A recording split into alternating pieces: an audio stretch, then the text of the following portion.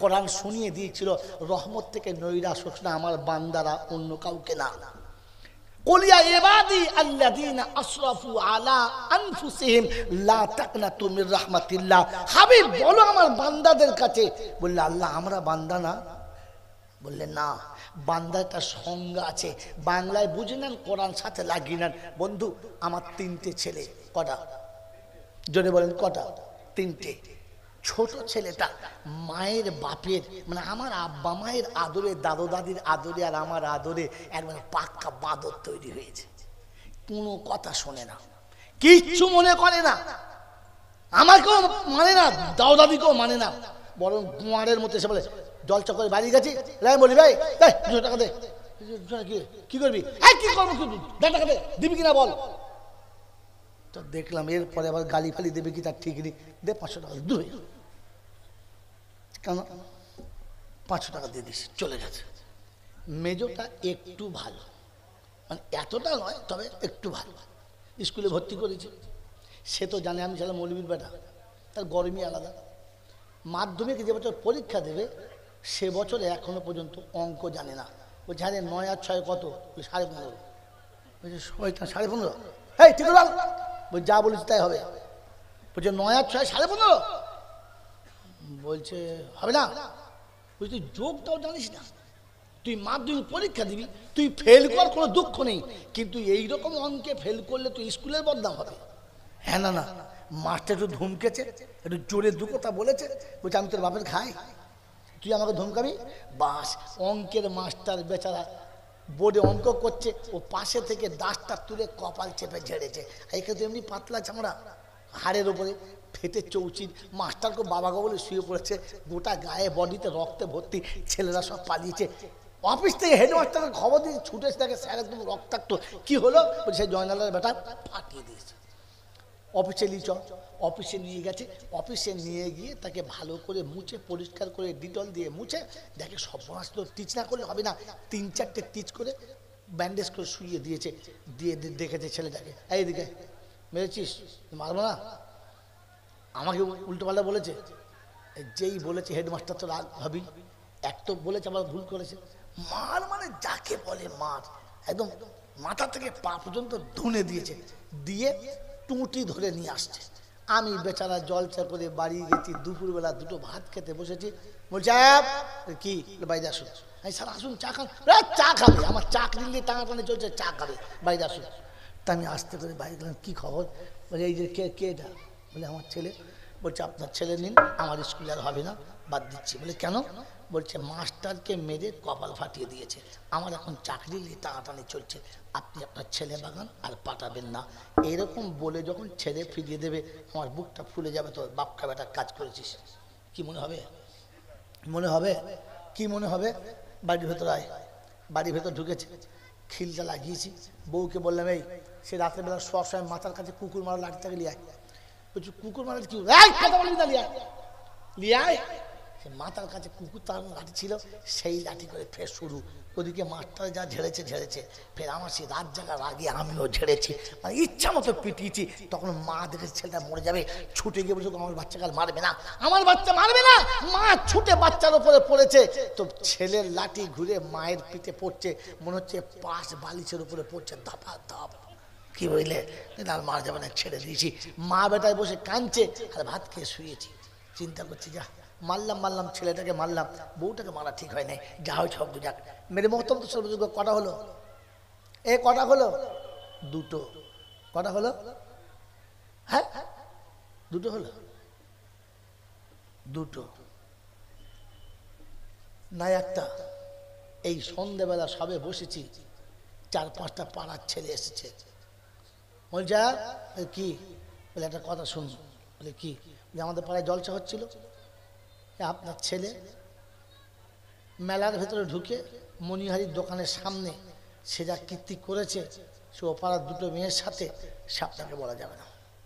তাই পাড়ার ছেলে চাঁদা তুলে যা দিয়েছে, শুধু আপনার ছেলে বলে বেঁচে গেছে, ফিরে এসেছে। অন্য কারোর ছেলে হলে ঝুড়িতে করে কাপড় কেটে পাঠাতাম। তখন আমার মনে হচ্ছে হ্যাঁ বাবা, হাঁটিয়ে এনেছিস, ঠ্যাঙে দড়ি বেঁধে ঝুলিয়ে আনতে পারলি না। হ্যাঁ, কারণ একে দুপুর থেকে এখনো গা গরম ঠান্ডা হয় নাই, আবার এরকম খবর। কি বুঝলেন? কথা বলতে বোঝেন নাই? ছিল হাতে সেই কুকুর মারা লাঠি, আবার শুরু। ওকে মেলছে 4 আনা, একে মেলছে 12 আনা। রাতে আর ঘুমাতে পারছে না, মারধর করে কেটে গেছে। চলে গেল 2টো ছেলে। কটা গেল? 2টো। বড়টা কিন্তু একটু ভালো, বাপ যা বলে তাই শোনে। বাপ যা বলে তাই শোনে, বাপের কথার বাইরে চলে না। তাই বাপ শখ করে বড় ছেলেকে একটা দোকান করে দিয়েছে। কোথায়? নাউল বাজারে, দেওড়া বাজারে। থাক, তুই কাপড়ের ব্যবসা কর। এখন এক ফেরিওয়ালা গিয়ে বলেছে, শোন, ক টাকা লাভ হয় সারা বছরে? বলছে মোটামুটি 50,000। বলছে হয়, আমাকে 1.5 লাখ টাকার মাল দে, আমি সারা বছর ফেরি করব, তোকে 1.5 লাখ টাকা দেবো। দোকানের 1.5 লাখ, আমার কাছে 1.5 লাখ, 3 লাখ টাকা লাভ হবে, দে মাল দে। সে দেখেছে ভালোই হলো, দুজনে, ওরও হবে আমারও হবে। ওকে 1.5 লাখ টাকার মাল দোকান থেকে অর্ধেক মাল দিয়ে দিয়েছে। ওই যেমনি দিয়ে দিয়েছে, মালও চলে গেছে আর সেও চলে গেছে। 3 মাস হয়ে গেছে, খবর নেই। আগে ফোন করলে রিং হতো, এখন আর রিং হয় না।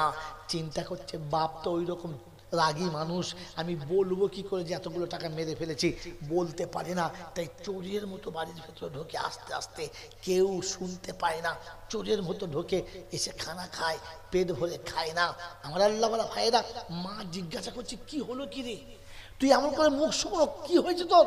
কাঞ্চার বলছে, মা এই সর্বনাশ করেছি। বলছে, চুপ কর, বলিস না, তোর বাপ শুনলে তোরও হবে আমারও হবে।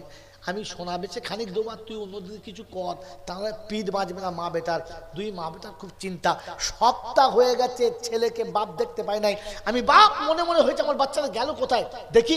দুপুরবেলা ভাত খেয়ে শুয়ে আছি, সবাই জানে ঘুমিয়ে গেছে, কিন্তু ঘুমোই নাই, চুপ করে জেগে আছি। দেখি ছেলে চোরের মতো সিম সিম সিম সিম করে ঢুকছে। আস্তে করে ঢুকেছে, পায়ের শব্দ হয় না, হাত মুখ ধুয়ে খেতে বসেছে। ছেলে ছিলাম, চাই চুপ কর, আব্বা শুয়ে আছে, চুপ কর, কথা বলবি না। ভাত খেতে বসেছে, অর্ধেক খাওয়া হয়েছে। আস্তে করে পাশে গিয়ে বসে পিঠে হাতটা রেখে বলেছি, হ্যাঁ বাপ, তোর কি হয়েছে? কি 1 সপ্তাহ দেখি না, মুখ হাত শুকিয়ে গেছে, খানা খাস না, কি হয়েছে কি? এই কথা শুধু বলতে দেরি, ছেলের চোখ দিয়ে তন্ত্র তন্ত্র করে পানি, একেবারে পানি ভাতের থালায় পড়ছে। টেনে কাছে বলছি, কি হলো কি? তখন ওর মা পাশ থেকে বলছে, আমার বাচ্চাকে তুমি মারবে না।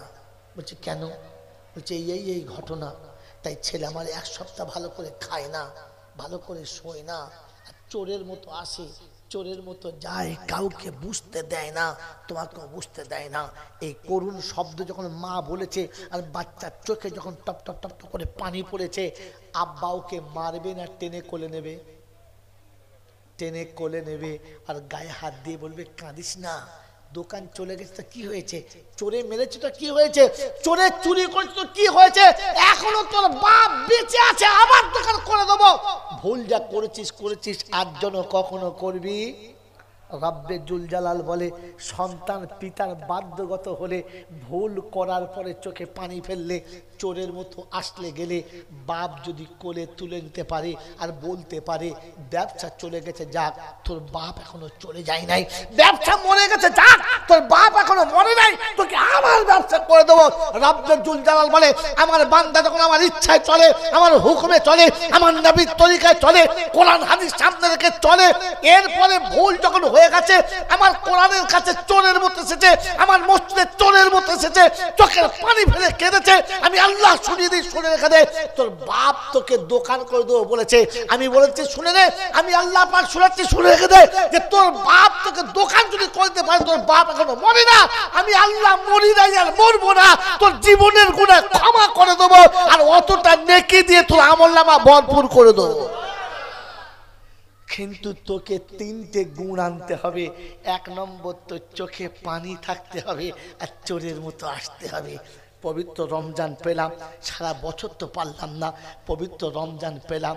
কোনোদিন মসজিদের কাছে গিয়ে ভেবেছি, রব্বানা তুমি পাক, তোমার ঘর পাক, তোমার কালাম পাক, আর আমার তো সব ফাঁক, কি করে তোর কাছে যাবো আল্লাহ, কি করে তোর কাছে হাত তুলবো আল্লাহ?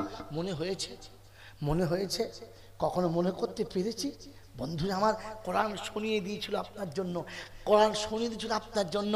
ওয়াউযলিফাতিল জান্নাতু লিল মুত্তাকিনা গায়রা বাঈদ। হাযা মা তুওয়াদুনা লিকুল্লি আওয়াবিন হাফিজ। মান খাশিয়ার রহমান বিল গায়ব ওয়া জাআ বিকলবিন মুনীব। 26 পারা সূরা কফের শেষের দিকে আল্লাহ পাক শুনিয়ে দিয়েছেন, আমি মুত্তাকির জন্য জান্নাতকে সাজিয়েছি বলে দিয়েছি হাযা মা তুওয়াদুনা লিকুল্লি আওয়াবিন হাফিজ। সকালে কোরআনের তেলাওয়াত করেছে, ফজরের নামাজও পড়ে নিয়েছে, যখন আসলে মাগরিব কাজা করে না। এরপরে ভুল হয়ে গেছে, রব্বানা যালামনা আনফুসানা। রব্বে জুল জালাল বলে, আমার বান্দা মসজিদের কাছে এসে ওযু করতে প্রথমে আল্লাহুম্মা গফিরলি যুনুবি খাতাই ওয়া আমাদি। আয় আল্লাহ, জেনে অজেনে বুঝে অবুঝে যত ভুল করেছে সব ভুলটা মাফ করে দাও। বিসমিল্লাহি ওয়া সালাতু ওয়া সালামু আলা রাসূলিল্লাহ। আল্লাহ শুরু করছি, তোমার নবীকে সালাম দিয়েছি, সালামটা কবুল করে নাও। আল্লাহুম্মা আফতাহ লি আবওয়াবা রাহমাতিক, তোমার রহমতের দরবার খুলে দাও। রব্বে জুল জালাল বলে, চোরের মতো সিমটিম করেছে, ওযু করে পবিত্র হয়ে ক্ষমা চেয়েছে, তওবা করেছে, আমার নবীকে সালাম দিয়ে আমার ঘরে ঢুকে বলেছে দরবার করে দাও। আমি আল্লাহ ফেরেশতাদের বলেছি, ফেরেশতারা রে, আমার বান্দা যখন কেঁদে আমার কাছে ক্ষমা চেয়েছে, কাঁদার পরে বাপ যদি ক্ষমা করে দিতে পারে, আমি বাপের থেকে 70 গুণ বেশি ভালোবাসি। বাপ শুধু ক্ষমা করেছে, আমি ক্ষমা করব না, অতটা নেকি দিয়ে বান্দাকে জান্নাতি বলে ঘোষণা করেছে। তার জন্য শর্ত হচ্ছে, হাত তোলার আগে আপনার আমার চোখে পানি হতে হবে। হায় আল্লাহ, এ মুখ কি করে তোমার কাছে দেখাবো? সব তো তোমার, সব তো তোমার, কিন্তু তোমার তোমার তোমার ইচ্ছা মতো চালাই নাই। আল্লাহ যৌবন তোমার, চোখের জ্যোতি তোমার, সুশ্রী চেহারা তোমার, সুললিত কণ্ঠ তোমার, সুঠাম চেহারা সব তোমার, কিন্তু তোমার রাস্তায় তো একবারও চালাই নাই, সব আমার ইচ্ছায় চালিয়েছি। এরপরে তোমার সামনে মুখটা দেখাবো কি করে? তাই মাথা নিচে করে আছে আর চোখ দিয়ে পানি টপ টপ টপ টপ করে পড়ছে। আল্লাহ পাক বলে, বান্দা কাঁদিস না, আমি এখনো রয়েছি, আমি রয়েছি। লা তাকনাতু মির রাহমাতিল্লাহ। কি বলেন জি, চোখে পানি পড়েছে? পড়েছে। সারা জীবন তো কাঁদে নাই, বরং লোক ডেকে হায়ার করে লোককে কাঁদিয়েছে। হ্যাঁ না বলেন না? বাপ মরে গেছে, চিন্তা করছে এইবারে একটা মিলাদ দিতে হবে ঝেড়ে, আর মিলাদ দিয়ে এমন দোয়া করতে হবে। একটা ভালো দিকে বক্তা, কোন বক্তা ভালো দোয়া করতে পারে? একটা ভালো দিকে বক্তা, সেই বক্তাদেরকে এমন দোয়া করাবো বুঝলি, বাপ একদম সোজা জানলা ভেঙে জান্নাত চলে যাবে। চিন্তাই চিন্তা কর, একেবারে দুটো সাংঘাতিক গরু, 2 কুইন্টাল ওজনের গরু জবাই করে, আর ফার্স্ট ক্লাস গাওয়া খেয়ে বিরিয়ানি করেছে, আর 2-3টে চাঙ্গা চাঙ্গা মৌলবি দাওয়াত করেছে। একটা মৌলবি দাওয়াত করেছে যার দোয়া শুনলে পাথরের চোখে পানি আছে, সে বক্তাও দাওয়াত করেছে। এরপর যখন 2 কুইন্টাল গোশের বিরিয়ানি হয়েছে, পাড়ার লোকরা দুপুরবেলায় এমনিতে রোজা রেখেছে, আর চিন্তা করছে সন্ধ্যেবেলা ধুনে দেবো ইনশাল্লাহ, সেই মিলাদটা হতে দে। বিড়ি টানচার চিন্তা করছে ধুনে দেবো। মেরে মোহতম দুসর বুজুর্গ, মগরিবের বাদে মিলাদ শুরু হয়েছে, চাঙ্গা মিলাদ, কিন্তু কেউ নেই, 4-5টা লোক। এশার বাদে মিলাদ শুরু হয়েছে, কেউ নেই, খান 10-15 লোক। যে কটা নামাজ পড়েছে সব কটাও আসে নাই। এইবারে শেষ বক্তা উঠেছে, যেই বক্তা দোয়া করলে পাথরের চোখে পানি আছে, ওই বক্তা উঠেছে, 1 ঘন্টা কথা বলেছে, কেউ আসে নাই। মাত্র 30-35টা লোক। বাড়িওয়ালারা চিন্তা করছে, এত গোশ খাবে কে, এত বিরিয়ানি খাবে কে, সব বেকার হবে, ফেলে দিতে হবে, ছি ছি ছি, লজ্জায় কাকে মুখ দেখাবো, কোনো চিন্তা নাই। মেরে মোহতম দোসর বুজুর্গ, রাত 10টা, 10:30, 11টা বেজে গেছে। এইবারে আখরি মহাজাত হবে। বললে হ্যাঁ, বললে হুজুর মহাজাত করুন, আমার বাপের নামে। হাত তুলেছে। হুজুর দোয়া তো সেরকম দোয়া করে সারা দুনিয়া জানে, যার দোয়ায় আসর আছে, যার দোয়া শুনলে আসমানের ফেরেশতারা পর্যন্ত দাঁড়িয়ে যায়। ও হাত তুলেছে, রব্বানা যালামনা আনফুসানা। তখন 4 দোকান যারা বসেছিল চিন্তা করছে, আর দেরি করা যাবে না, চ চ। যখন শুরু করেছে, 4 দোকান লোকেরা হুড়ুড় করে ঢুকছে, তখন মোলচাপ চিন্তা করছে দোয়া কবুল হচ্ছে। কথা বোঝেন নাই? তখন এখন থেকে আসছিস, যখন শুরু করেছে আর লোক যখন হুড় করে ঢুকছে, তো তখন দোয়া যে করছে সে বুঝছে নিশ্চয়ই দোয়া কবুল হচ্ছে। ও তখন আরো একটু শুরু করে ধরেছে, রব্বানা আতাইনা ফিদ দুনিয়া হাসানা। যারা তাস খেলছে ওরা বলছে আর দেরি করা যাবে না, চল। তাস ছেড়েছে, লুডু ছেড়েছে, ক্যারাম বোর্ড ছেড়েছে, ক্লাব ঘর বন্ধ হয়েছে। যারা ঘরে শুয়ে পড়েছিল বউকে বলছে ওট ওট ওট সকিনা, রব্বানা আতে না, উঠে পড়ো সকিনা, আর শোয়া যাবে না, চল যাই। দুজনে চলে যাচ্ছে। এত লোক ঢুকেছে, বাড়িওয়ালা চিন্তা করছে দাঁড়াবে কোথায়, বসা দূরে কোথায়, দাঁড়াবে কোথায়। তখন চিন্তা করছে রব্বানা জলাম না, যা শালপাতে এনেছি এতে মাল কুলোবে না। তখন বাড়িওয়ালা চিন্তা করছে ভেতরে আমার থাকা যাবে না, ঝামেলা হলে ভেতরেও আমি বাইরে থাকি। ও বাইরে দাঁড়িয়ে আছে। এইবার ইমাম সাহেব চিন্তা করছে সর্বনাশ, এত লোক নিশ্চয়ই মানুষ না ফেরেশতা হবে। একবার চট করে কাঞ্চা দোয়া করছে, রব্বানা লা তুযিগ কুলুবানা। তো ফেরেশতা বলছে আল্লাহ যা দেবে দাও, এটা ধরেছে ছাড়বে না, দাও। ও মাল করি নিয়ে ছুটে এসেছে, এসে দেখে যে কাঁদছে ওর বাপ এখনো মরে না, আর যার বাপ মরেছে সে বাইরে বসে আছে কাঁদে না। ফেরেশতা জিজ্ঞাসা করছে আল্লাহ মাল দেবো? বলছে আর দিতে হবে না, লিয়ায় হারামখোর কোথাকার। যার কাঁদার কথা ছিল সে কাঁদে না, হায়ার করে লোক এনে কাঁদাচ্ছে। ফেরেশতা বলছে তোরও নাম লিখছি, মৌলবীর নাম লিখেছি, দুজনকে পেটাবো। কারণ কাঁদা ওর কথা ছিল, বাপ ওর মরেছে, ও কাঁদে নাই, মৌলবী কাঁদিয়েছে। ফেরেশতা বলছে আলেমকে কাঁদিয়েছিস তার জন্য আবার মার, তুই কাঁদিস না তার জন্য আর একবার মার। আমার বাবাজির, আমার সোনার চাঁদ বন্ধুরা, এরপরে যখন দোয়া হয়ে গেছে, দোয়া করছে আস্তাগফিরুল্লাহ রাব্বি মিন কুল্লি যামবি ওয়া আতুবু ইলাইহি। চিন্তা করছে কখন বিরিয়ানি দেবে, যা দোয়া শুরু করে ছাড়বে না। কি বলেন জি, দোয়া লম্বা হলে সহ্য হচ্ছে না, খালি দোয়া করছে তাকাচ্ছে। হাঁড়ি খুলেছে না খুলে দেয়? হ্যাঁ খুলেছে ইনশাআল্লাহ। কথা বলছেন নাই? আমার বাবাজির, আমার শোনার চাঁদ বন্ধুরা, আমার সোনামণি মায়েরা মনে আল্লাহ পাক শোনাচ্ছে, শেষ বায়ান শুনে রেখে দেন। আল্লাহ পাক শোনাচ্ছে হাবিব ইন্না ইলাইনা ইয়াবাহুম সুম্মা ইন্না আলাইনা হিসাবাহুম। ছেড়ে দে ওদেরকে, ব্যবস্থা আমি করব। হতভাগা উম্মতকে ব্যবস্থা আমি করব। আল্লাহ যদি ব্যবস্থা করব বলে তো কোথায় দাঁড়াবে বুঝতে পারছেন?